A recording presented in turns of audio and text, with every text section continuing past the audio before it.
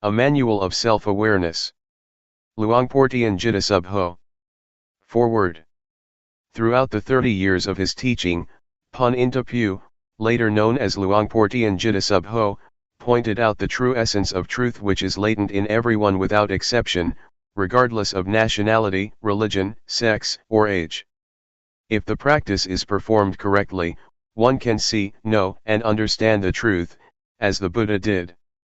The method is to cultivate self-awareness, that, being aware of bodily movements, being aware of the movement of the mind.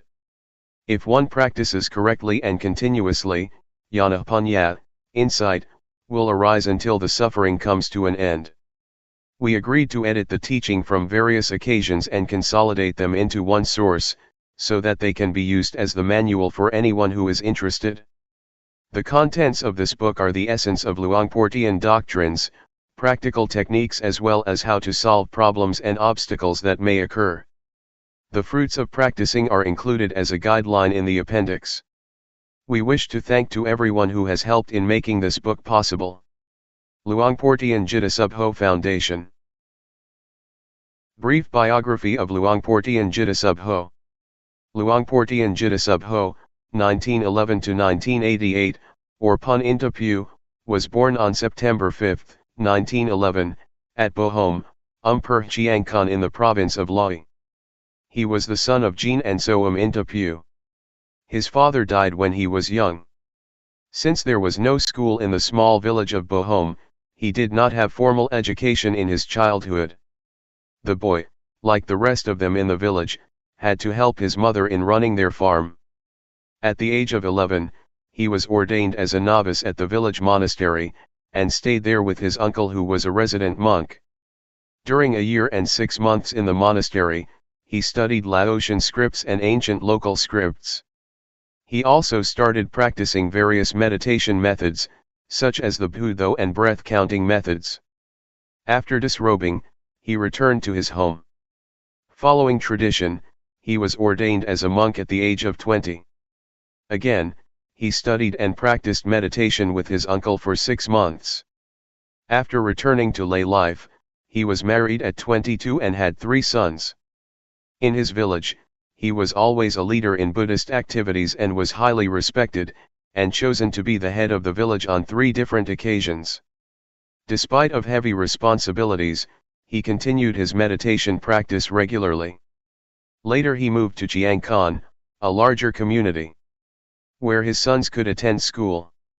Being a merchant, he sailed his steamboat along the Mekong River between Chiangkan, Nong Khai Vientiane, or even as far as Luang Prabang.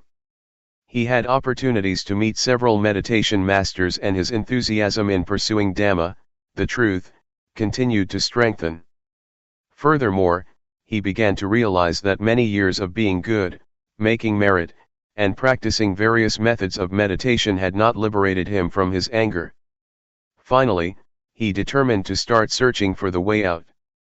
In 1957, when he was nearly 46, he left his home with firm determination not to return unless he found the truth. He went to Wat Rung Siamuk Daram, Thumbone Punpro, Umpur Tabor in Nong Khai province, Umpur Sichian Mai at present, and practiced a simple form of bodily movements, except that he did not follow the recitation of the words thingning, moving, stopping, like others did. What he did was only being aware of the movements of the body and mind. Within a couple of days, on the early morning of the 11th day of the waxing moon, the 8th month of 1957, his mind reached the end of suffering completely without traditional rituals or teachers. Later he returned home.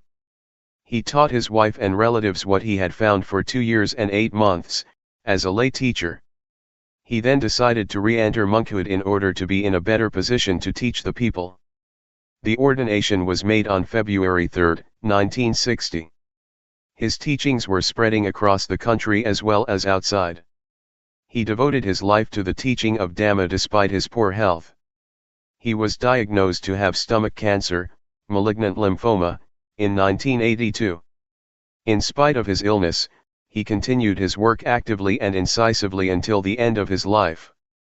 On September 13, 1988 at 6:15 p.m., he passed away calmly at the age of 77, in a hut on Ga Buddhadhamma, Tup Minh Quan, Thumbon Gudpong in Lae Province. Introduction. 1. The Dhamma, the truth, which I am talking, belongs to everybody. It does not belong particularly to any religion, whether Buddhism, Brahmanism, or Christianity, nor to any nationality, whether Thai, Chinese, French, English, American, Japanese or Taiwanese. Anyone who realizes it, possesses it. One who realizes it, possesses it. One who does not realize it, does not possess it. It exists in everybody regardless of his religion. Having realized it, you cannot prohibit others from cultivating it. Having realized it, you cannot destroy it, because it is indestructible. Nothing can destroy it. It is impossible to stop others from realizing it, because one who cultivates it will realize himself. One having realized, it is impossible to destroy because is so all the time. 2. Man himself is religion. Dhamma is in man. Man is Dhamma. The ancients said, heaven or hell is in the mind, so is nirvana, the extinction of all defilements and suffering. Where is the mind? Have you ever seen the mind? If you have never seen it, you should practice until you know what the mind is. Hell is mental suffering or unhappiness. When it fades away, we are in heaven. Whenever anger recurs, we then revert to hell. 3.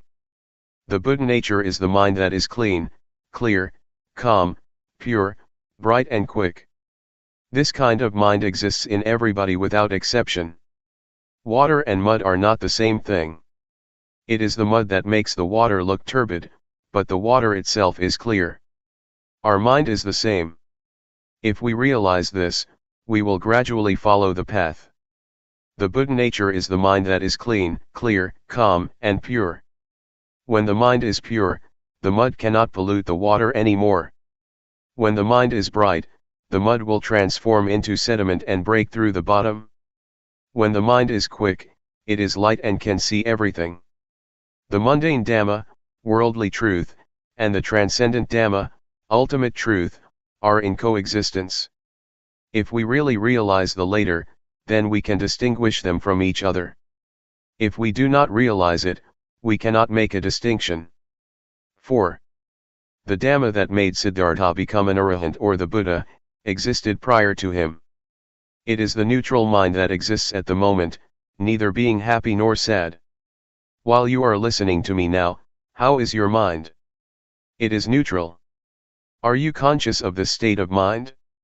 If you are conscious of this neutral mind, this is what we call calmness. You can work, talk or think anything. This kind of mind requires no effort.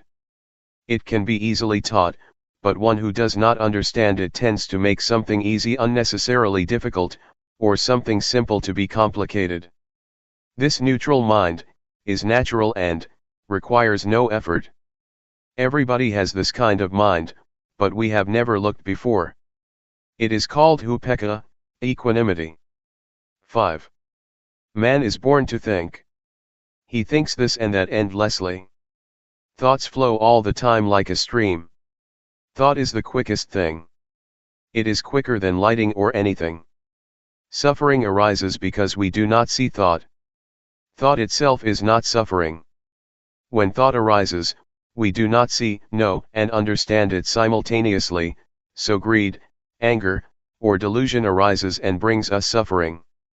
In fact, there is no greed, anger, or delusion. They occur because we do not see the source of the mind. 6. So let us cultivate self-awareness. When thought arises, we see, know, and understand it. It is sati samadhi panya, awareness, attention, insight. We call it self-awareness. Whenever we are aware, thought cannot concoct. If we do not see it, it will concoct endlessly. This method is the shortest way to sudden enlightenment. Part 1. Cultivating self-awareness. Self-awareness. Let us be aware of the movements of the body, for example, while we are blinking, be aware, while we are breathing, be aware. When thought arises, be aware. This is what we call sati, or self-awareness. Self-awareness is invaluable. We cannot buy it, nor can anyone cultivate it for others. For example, when I am clenching my hand, is anyone conscious of my feeling? No one is. Outwardly, you can see I am making a fist, but you are not conscious of my feeling. Similarly, when someone is making a fist, I can see but I am not conscious of his feeling. Rhythmic movements. There are certain techniques to do certain jobs in order to achieve the end. In the same way, the cultivating of self-awareness to achieve sati, samadhi, panya, awareness, attention, insight, needs technique too. Do not sit still. Move rhythmically all the time. Do not close your eyes. You can sit in any position or on a chair, stand or lie down. Now I will suggest the method to you. See illustrations. First, rest the hand's palm down on the thighs.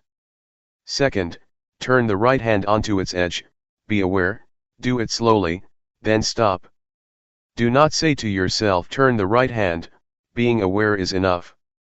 Third, raise the right hand up, be aware, then stop. Fourth, lower the right hand to rest on the abdomen, be aware, then stop. Fifth, turn the left hand onto its edge, be aware, then stop. Sixth, raise the left hand up, be aware, then stop. Seventh, lower the left hand to rest on the right hand, be aware, then stop. Eighth, move the right hand up to rest on the chest, be aware, then stop. Ninth, move the right hand out, be aware, then stop. 10th, lower the right hand onto its edge on the thigh, be aware, then stop. 11th, face the right palm down, be aware, then stop. 12th, move the left hand up to rest on the chest, be aware, then stop. 13th, move the left hand out, be aware, then stop. 14th, lower the left hand onto its edge on the thigh, be aware, then stop. 15th, face the left palm down, be aware, then stop. This is a practical way of cultivating self-awareness. We do not have to study the scriptures because they are only words. Studying the scriptures is not the way to enlightenment. This practice is the way to enlightenment. There are 8 steps of rhythmic movement in standing, 7 steps in sitting down. We should also be aware in other positions, such as lying on our left side, right side, or lying flat on our back, getting up from the left side, from the right side, and from lying flat on our back. You should cultivate self-awareness frequently. Walking back and forth, Jungama walking. After sitting for a long time, which may cause pains and aches, we can change the position to the walking back and forth. After walking for a long time, we can change to the sitting posture. This is called changing the positions, sitting, lying, standing, walking. You should allot them properly. Do not move the arms while walking. We should fold the arms across the chest, or clasp the hands behind the back. While you are walking back and forth, be aware of the feeling or the feet. It is not necessary to say to yourself, right foot moves, left foot moves. Do not walk too fast or too slow, walk naturally. Be aware while you are walking. If you walk without self-awareness, it is useless. Cultivating self-awareness in daily life. To cultivate self-awareness, we must practice as much as possible. We can practice even when we get in a car, or on a bus. While we are sitting on a bus or in a car, we lay our hand on the thigh, and turn the palm up and down, or we run the thumb over the fingertip, or we make a fist and open it repeatedly. Do it slowly and be aware. Wherever or whenever you practice, take it easy like playing. Only move one hand at a time, do not move both hands at the same time. If you move the right hand, do not move the left hand. If you move the left hand, do not move the right hand. Someone might say, I am very busy. I do not have time to practice, or I cannot do it, I am not pure enough. These are excuses. If we intend to do something, we can find time to do it. Whatever we do, be aware. For example, if you are a teacher, when you pick up a pen, pick it up with awareness. While you are writing, be aware. This is the natural way of cultivating self-awareness, learning Dhamma with nature. While you are having a meal, pick up the spoon, be aware, take the food into your mouth, be aware. While you are chewing food, be aware, swallowing food, be aware. Practice continuously like a chain. I guarantee the teachings of the Buddha, and the method I teach. I guarantee what I am saying, if you are serious enough and practice continuously, like a chain or the hands of the clock that rotate all the time. To practice continuously like a chain or like the rotating hands of the clock, does not mean that you have to cultivate self-awareness, by doing rhythmic arm movement, or walking back and forth all the time. The word to practice all the time means to be aware while doing all daily tasks, washing clothes, sweeping floor, cleaning house, washing dishes, writing, or buying and selling, just be aware. This awareness will accumulate little by little like the raindrops fall into a good container, and fill it to the brim. When we walk forwards or backwards, move the hand in or out, be aware. When we go to bed, we can make a fist and open it repeatedly until we fall asleep. When we wake up, we should continue our practice. This is called cultivating self-awareness. Summary. Practice the rhythmic movements continuously like a chain, as the Buddha taught. Be aware of it at every moment, standing, walking, sitting, lying, bending or stretching. When you practice the rhythmic movement, turning the palm up and down, raising the hand, lowering the hand, be aware. When you are nodding, and raising your head, be aware, leaning to the left, leaning to the right, blinking the eyes, opening the mouth, breathing in and out, be aware. When thought arises, be aware. Be aware of the movements all the time. Do not sit still. This is the technique of cultivating self-awareness. The essence of practice, a handful leaves Dhamma, is being aware of the movement of the body and the movements of the mind. I guarantee, if you practice continuously and seriously as I have taught, in at most 3 years, suffering will end. It may take only 1 year. For some people it may take only 1 to 90 days. The result is that suffering will decrease, or cannot disturb you anymore. Part 2. Walking on the path. Be sure that our objective in practicing Dhamma is self-knowledge. We should start from the basic stage and go step by step as the Buddha taught. If we do not follow this way, there will be no progress in our practice. Basic stage. For the beginners, doing rhythmic arm movement is better than walking back and forth. Move the arm rhythmically, slowly, gently, and lightly. When it stops, be aware of it. When it is moving, be aware of it.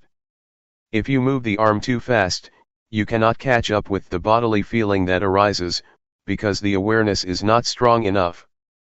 We should practice continuously, regardless of tiredness. If we think we are tired and take a break, there will be no chain of continuity. After you have realized something called Rup-Nam, body-mind, then you can walk back and forth.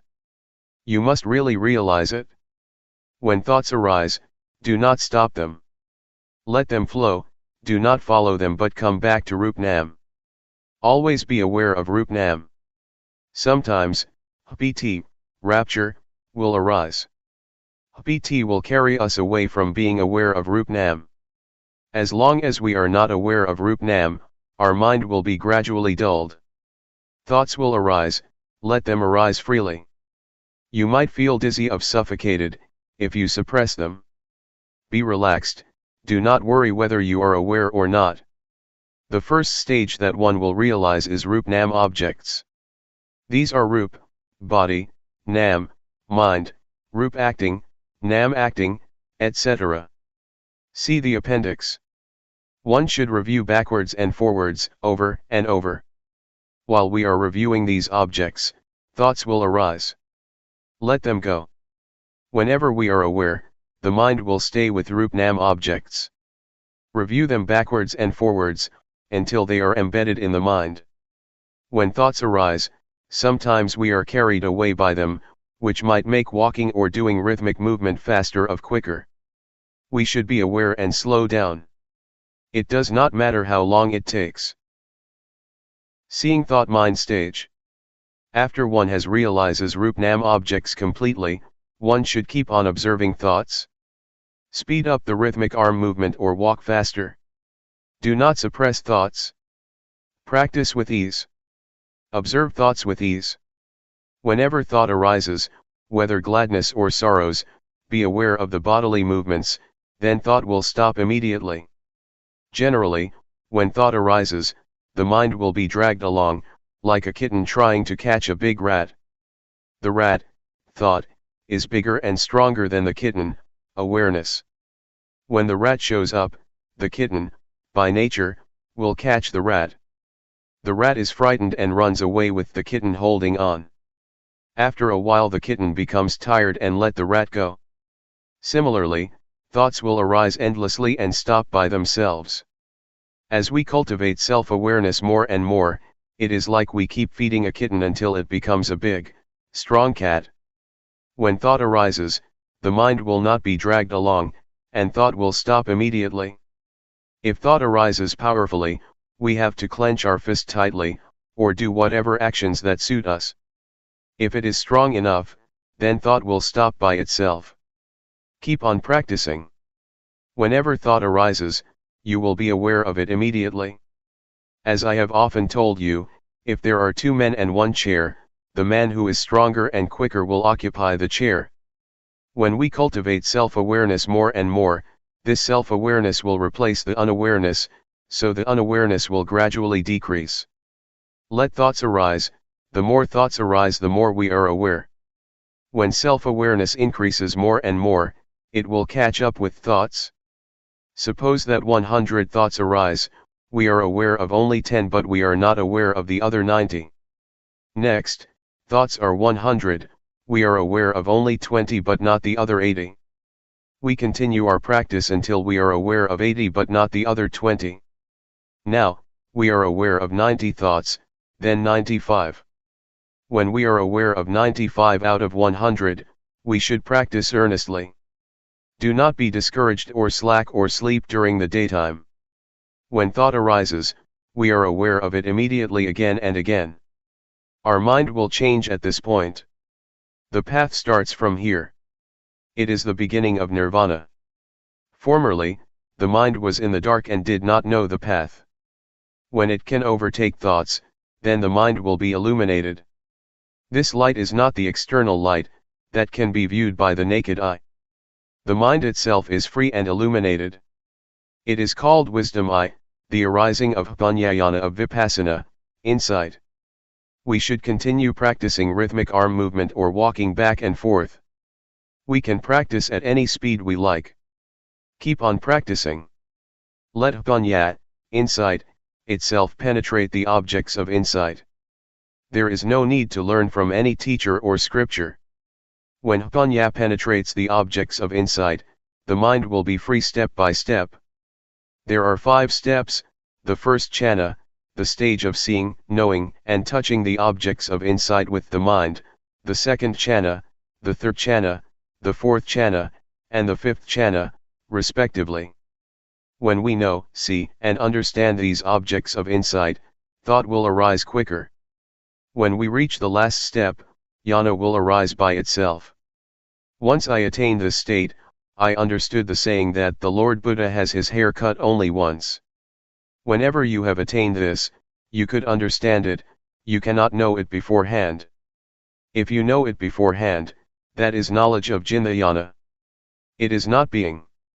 When I see, know, and understand this, I realized, oh, the Lord Buddha has his hair cut only once, that does not mean the real hair. It means this was cut off. As we fasten a rope tightly between two poles, when we cut it in the middle, each part will return to its pole and cannot be rejoined. We will know and see the change. It is absolutely light, as if it is weightless. It is the end. When it ends, jnana will arise, and one will realize the end of suffering. Recommendations. There are two kinds of thought. The thought that comes in a flash, then goes away. This kind of thought brings anger, greed, or delusion. The second kind is the thought that we deliberately think.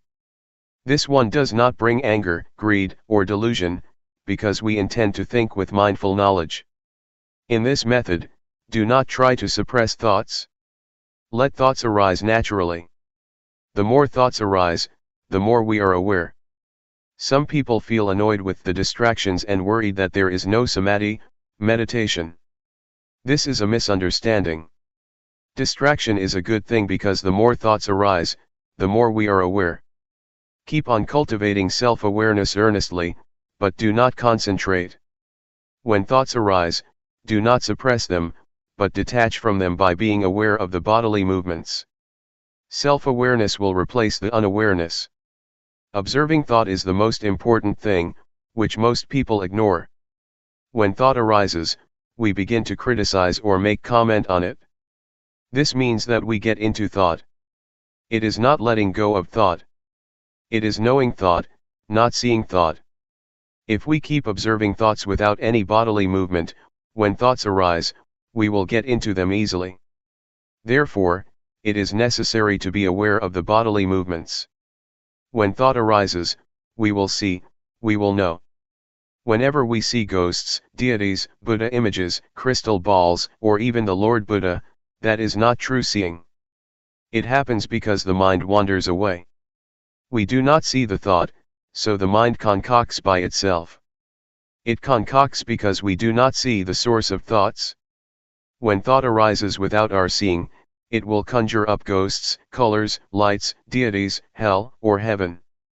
Whatever it is, we will see it as such. It is an illusion. It is the mind's trick. The seeing is true. What is seen is not true, so it cannot free the mind. Only if we see realities, the mind will be free from suffering. This is the shortest path. When thought arises, be aware of it immediately. This is the authentic Dhamma practice. Doing the rhythmic movement is only the technique, which can help to see thought. Part 3. Obstacles and solutions. There are some obstacles in this method. I will recommend you how to solve these obstacles that may occur to the practitioner. Strain, dizziness, giddiness, suffocation. When we first begin our practice, we tend to concentrate. We want to know, see, be, and have. This is not the right understanding. If you know, see, be, and have, you might get strain, dizziness, giddiness, or suffocation. This is not the correct practice. When thoughts arise so much, we do not like it and try to suppress them. This brings us trouble. The correct method is practicing with ease. Look far away and cultivate self-awareness lightly and gently. Do not concentrate. Move or walk comfortably and rhythmically with awareness. Drowsiness. If you feel sleepy while practicing, you should change to another kind of work, for example, weeding, washing your face, taking a bath, washing clothes. We should find a way to avoid the obstacle. Calmness under unawareness. Calmness under unawareness is called BT, rapture, clinging to calmness. This is an obstacle. The cultivating of self-awareness is not to obtain this kind of calmness, but always be aware of the movements. Vipassana. After we have attained Rupnam objects, this is the end of the basic stage. Someone will stop practicing because he thinks that he has attained the highest Dhamma. At this stage, knowledge will arise endlessly and we will be proud of this knowledge. When thoughts arise, he does not see them, and then gets into them.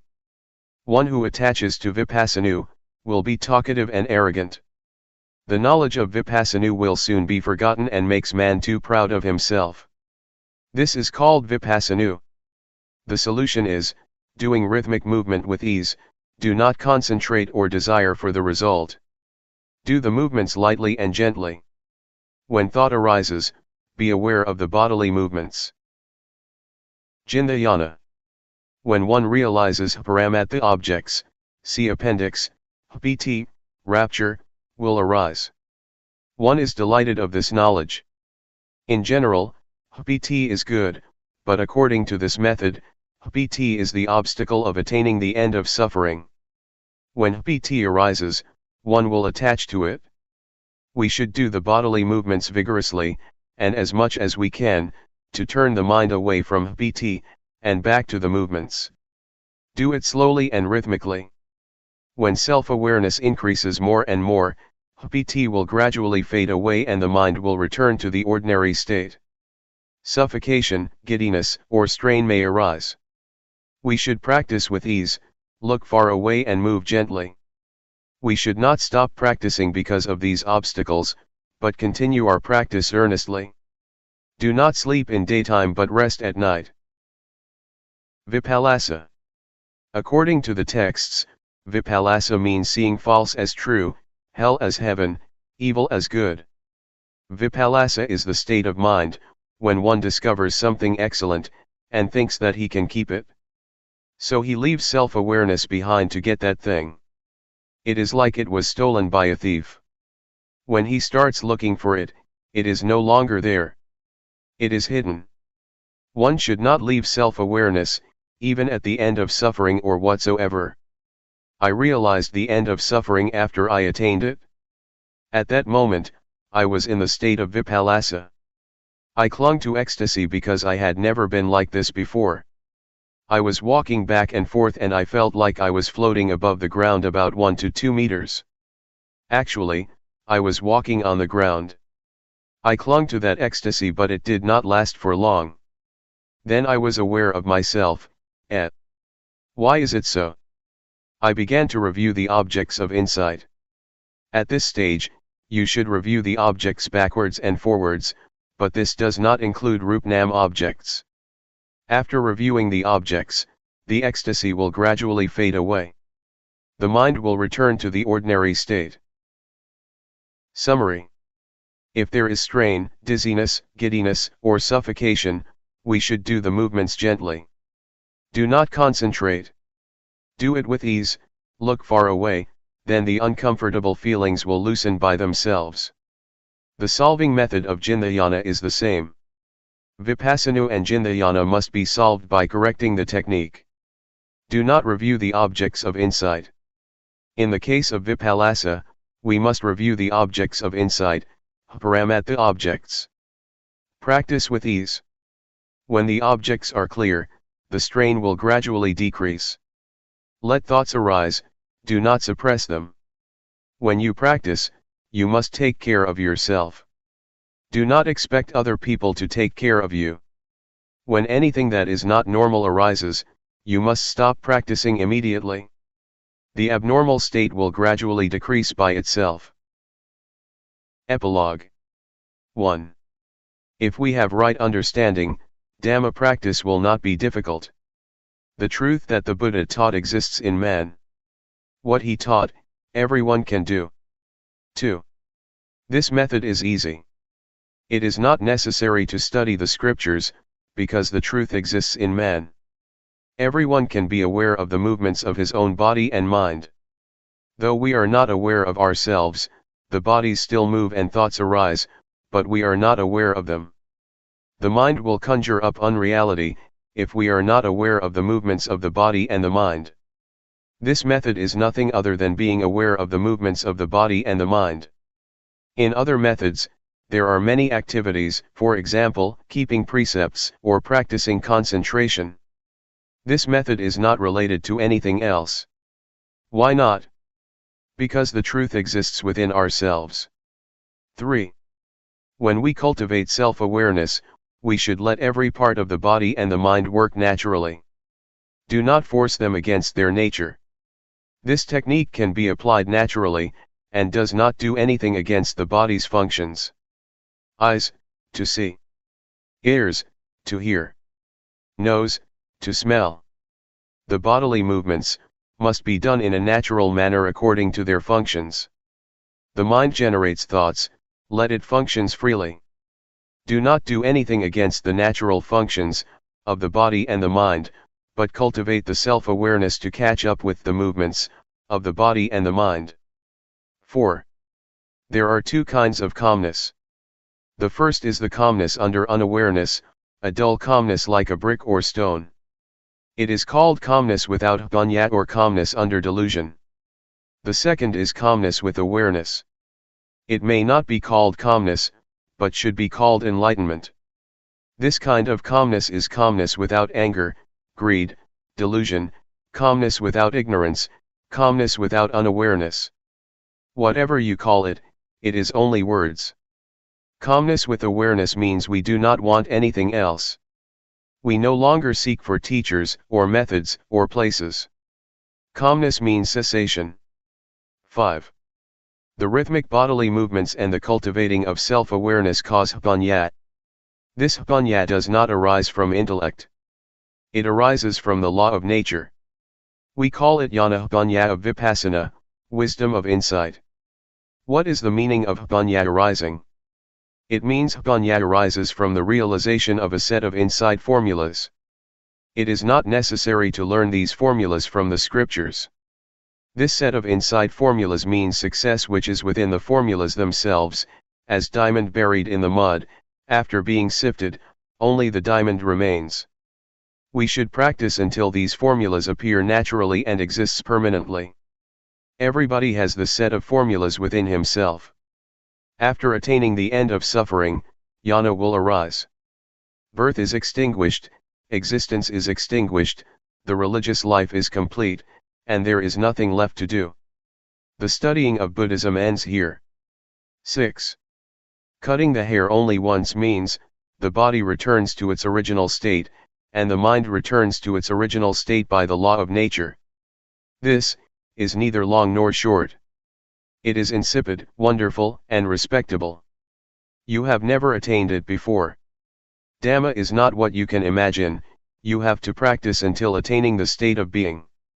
Everyone should keep in mind that if we do not attain this state, when we are nearly died, about 1 to 2 seconds to 5 minutes before the last breath, we will experience this, then our breathing stops.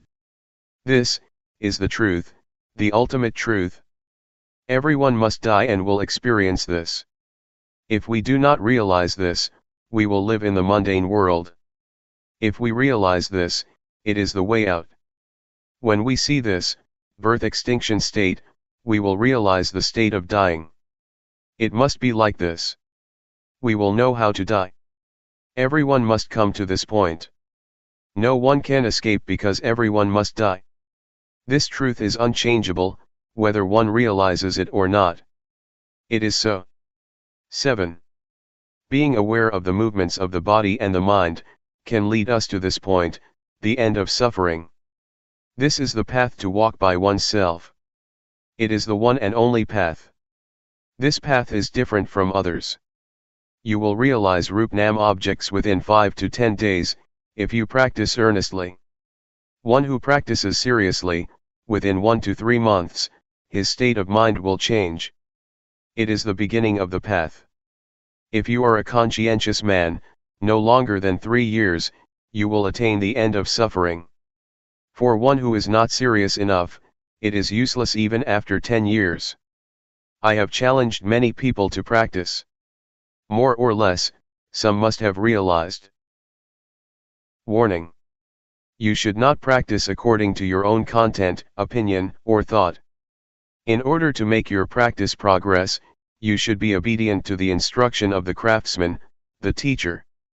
You should avoid talking to each other, and refrain from taking all kinds of addictive things, such as cigarettes, tea, coffee, etc., otherwise your mind will be attached to them. You should practice with determination. Do not deceive yourself. Do not sit still. Keep doing rhythmic movements continuously. Do not concentrate. Practice with ease. Open your eyes. Let thoughts arise freely, do not suppress them.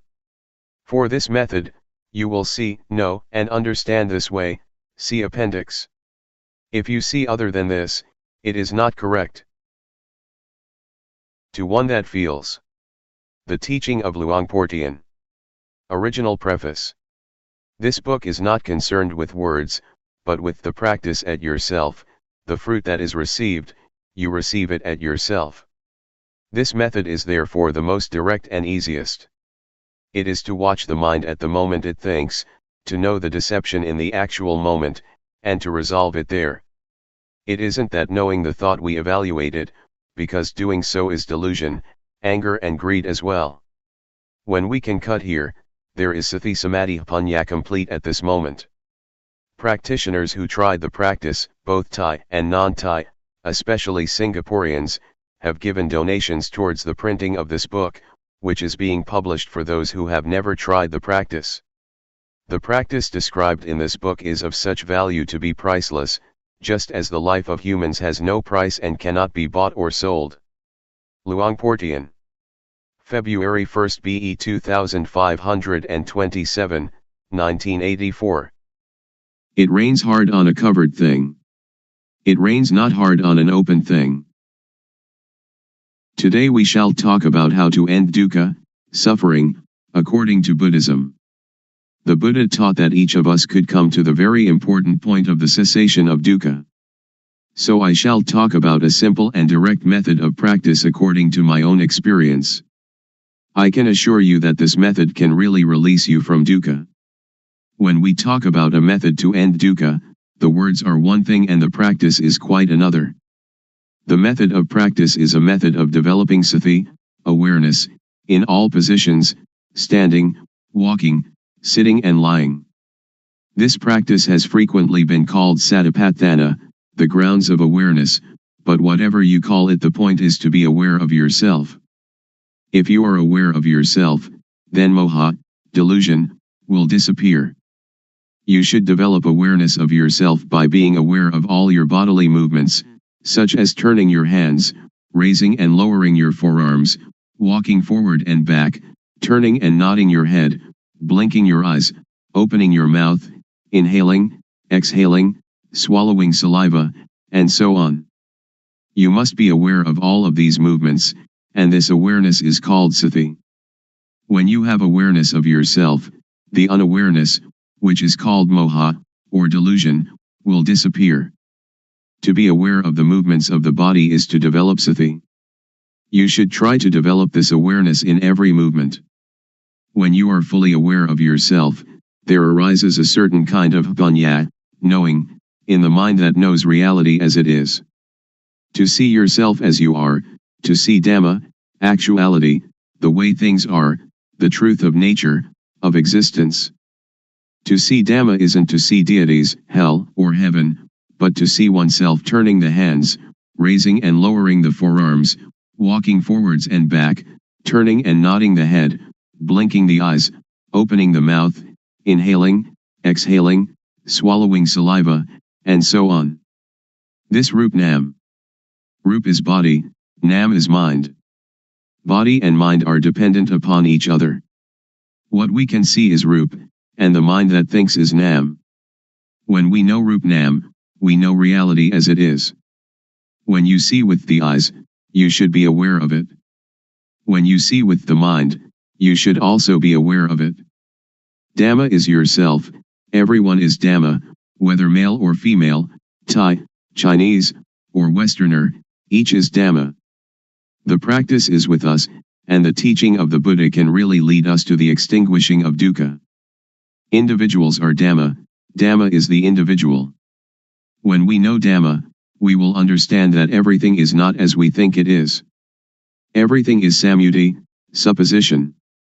This is the punya that arises so that the real teaching of the Buddha can be realized. Whether the Buddha existed or not, Dhamma is there. When you really see this, you will be beyond your superstitions. Once you that Dhamma is yourself, it is you that lead your own life, not anything else. This is the beginning of the end of dukkha. Next, we try to develop sati in all our movements in daily life. For example, when we make a fist or open it, we are aware of it. And when we are aware of all our movements, then not knowing, or moha, disappears by itself. When there is awareness of ourself, there is no delusion. It is like pouring water into a glass. As we pour the water in, it displaces the air, and when we have filled the glass with water, all the air has gone. If we then pour the water out, air instantly goes back into the glass. Just so when there is moha, sati and punya cannot enter. But when we practice the developing of sati, doing awareness of ourselves, this awareness displaces moha. When there is sati, moha cannot arise. Actually, there is no dosa, moha, lopa, anger, delusion, greed. Why not? As you are listening to me talking, how is your mind? Your listening mind is natural, and free from dosa, moha, lopa. Now we come to know sasana, religion, Buddha sasana, Buddhism, papa, sin, and punya, merit.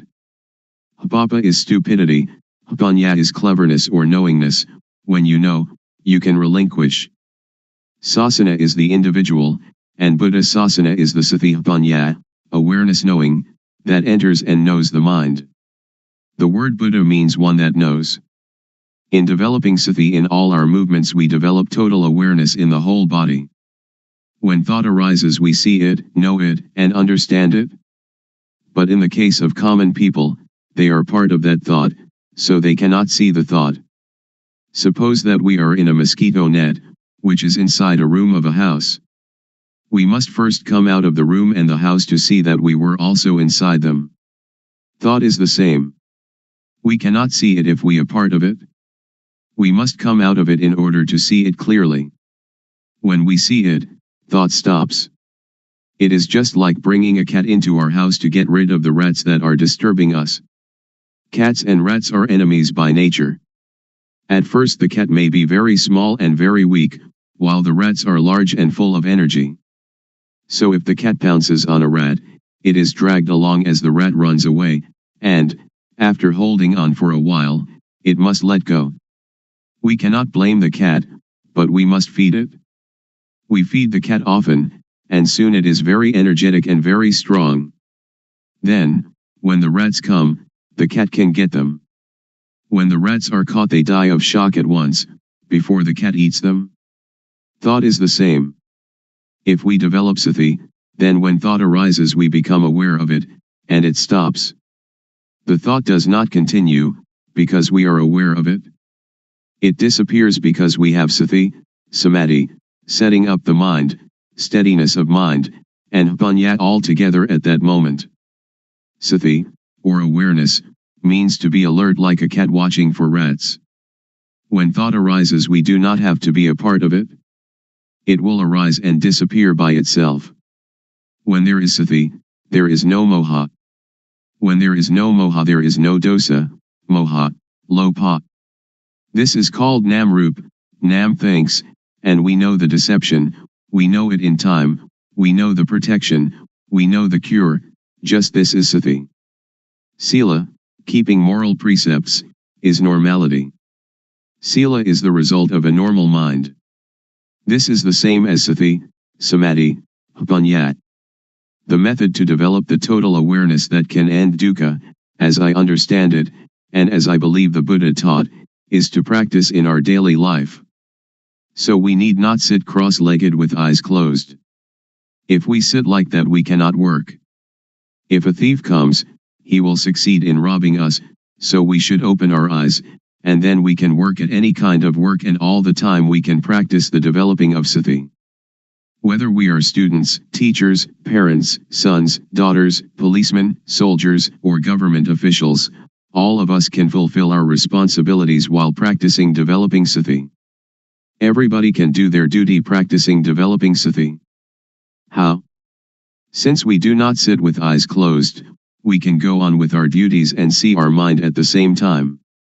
The mind has no real self.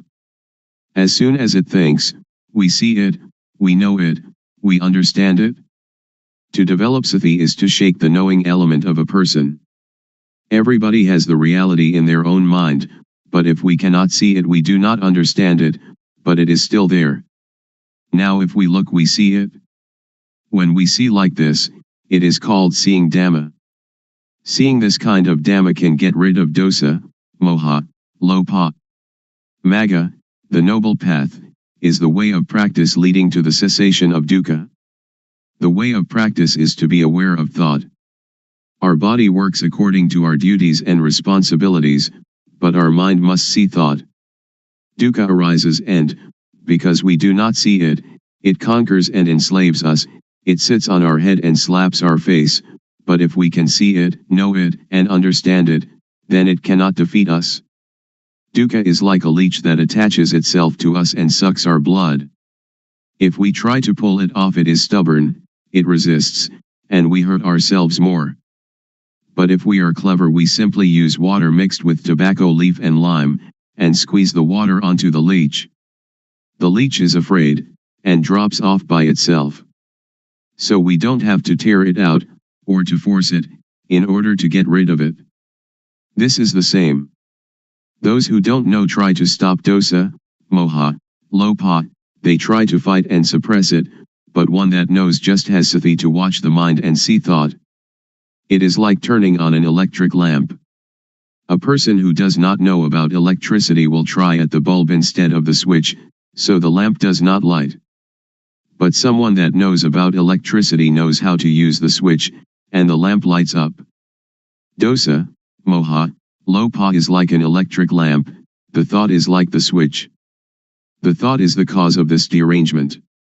If we want to eliminate the derangement, we come to the thought. When we have sati watching thought, dosa, moha, lopa cannot arise.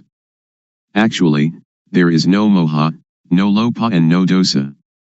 We touch the switch here in order to have light there. We develop sati here in order to end all dukkha. Dukkha arises from moha. When we have sati, there is no moha and so no dukkha. When we move our hands, we feel, and the awareness of this feeling is sati, and when we have sati, we are separate from thought and can see thought. You should not pay so much attention to the movement, but use sati to watch conceptual thought. Just passively see the thought, do not stare at it. When thought arises, let it pass away. Actually, there is no moha. Moha arises when we are not aware. It is like when we build a new house, there are no rats, but when we fill the house with things, the rats come. Sometimes, when people criticize or blame us, we feel disappointment. In this practice, awareness of the disappointment will arise at the same time, like the cat catching a rat. When we can maintain our mind in this way, dosa, moha, lopa cannot arise. When thought, suffering, or confusion arise, do not try to stop it, but observe it, and we will understand its nature. As soon as thought arises, sweep it away immediately and come to be with the awareness. Thoughts, suffering, confused mind, they will go by themselves. Any time that thought arises, we know it, even while sleeping. When we move our body while sleeping, we also know it. This is because our awareness is complete. When we see thought all the time, no matter what it thinks, we conquer it every time. Those that can see thought are near the current to nibbana, extinction of dukkha. Then we will come to a point where something inside will arise suddenly. If the thought is quick, panya will also be quick. If the thought or emotion is very deep, panya will also be deep. And if these two things are equally deep and collide, then there is the sudden breaking out of a state that is latent in everybody. With this occurrence, the eyes, ears, nose, tongue, body, and mind are detached from sights, sounds, smells, tastes, touches, and mental objects. It is like uncoupling the drive mechanism of car. When the parts become independent of each other, the car, although it still exists, can no longer be driven. When this state occurs, we do not die. We can still work according to our duties. We can eat, drink and sleep. But now, by the law of nature, everything is void, and this is the unchangeable law. Suppose there is a rope drawn tightly between two posts, and we cut it in the middle, so that the rope falls apart. If we want to tie it together again, we cannot. If we untie it from a post to tie it in the middle, then we cannot tie it to the post again. This is like the six senses of one that realizes their original nature. When their eyes make contact with an object, there is no attachment, just as a screw that is stripped, without threads, cannot become attached. All of the Buddha's teaching aims to put an end to dukkha. If we do not understand this, we will be in doubt about his teaching, and speculation about rebirth, heaven, hell, and so on, speculation that should be ignored, will plague our mind.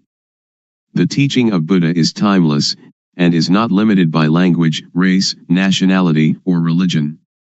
According to the Satipatthana Sutta, if you practice Satipatthana continuously, like a chain, that is, to develop sati at all moments, then arahata, extinction of dukkha, or the attainment of the anagami, non-returner, can be expected within 7 years. Or in as short a time as 7 months or even 7 days. If you develop sati according to the method I have explained, and have sati continuously like a chain, then in at most 3 years dukkha will be diminished by 60%, and in some cases completely eliminated. Some may achieve this in as little as 1 year or even 90 days.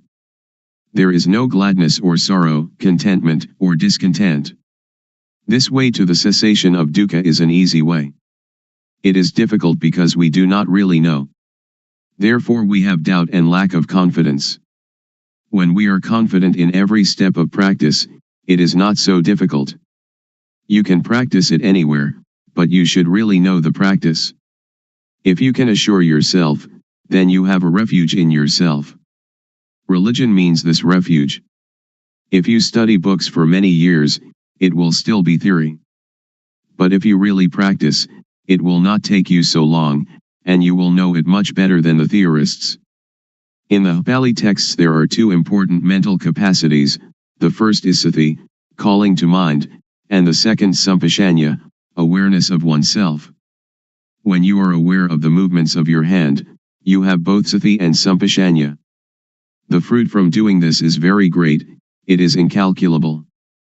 You cannot buy non-suffering, but must practice by yourself, until it arises by itself, because it is already there. Making merit and keeping precepts are like unhusked rice, which is inedible, but useful because we can use it to grow next year's crop.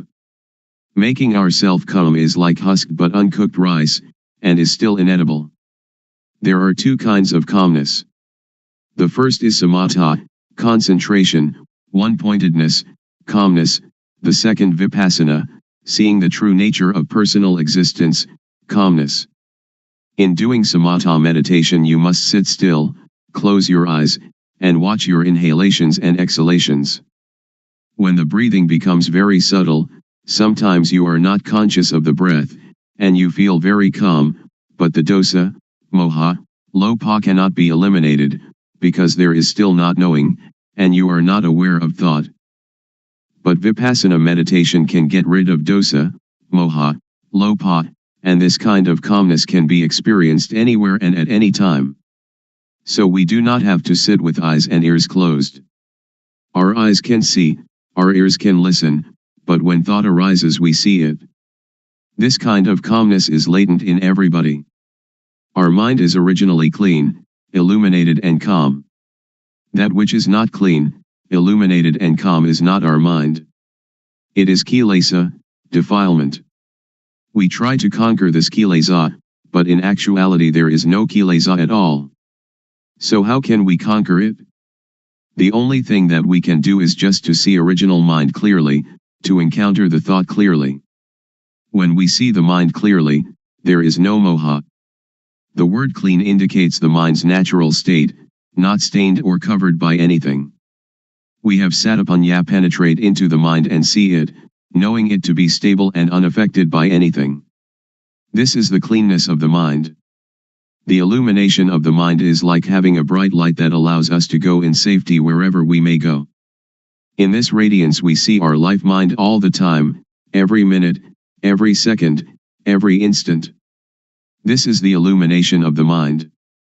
Calm means cessation, the cessation of dosa, moha, lopa, of all agitation and difficulty, the cessation, too, of seeking any method or system. We need no longer look for a teacher because we really know, for and by and in ourself. When we really know the mind, we know it to be clean, illuminated and calm at all times. When we know the mind, we know how dukkha arises and how dukkha ceases. We know thought every time it thinks. We are even aware of our heartbeat. And whatever our movements are, we know them. We know by watching naturally, without strain or tension. The knowing is very quick, it is quicker than lightning, quicker than electricity, quicker than anything. The knowing is the same as panya, the same as satipanya, sati and samadhi and panya, they are all the same. The panya really knows everything. Even when the slightest sound occurs, we know it. The wind touches our skin, we know it. Thought arising in any manner, we know it. When the thought is deep, the panya is also quick. However quickly thought arises, the panya knows the thought. This is called patijjasamuppada, dependent co-arising. When there is no avidya, not knowing, the structure that gives rise to dukkha is broken, because the knowing is there.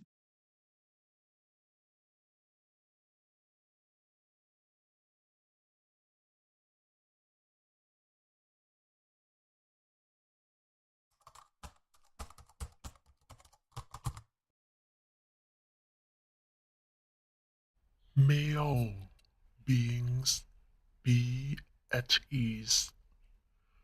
Whatever living beings there may be, whether they are weak or strong, omitting none, the great or the mighty, medium, short or small, the seen and the unseen, those living near and far away, those born and to be born.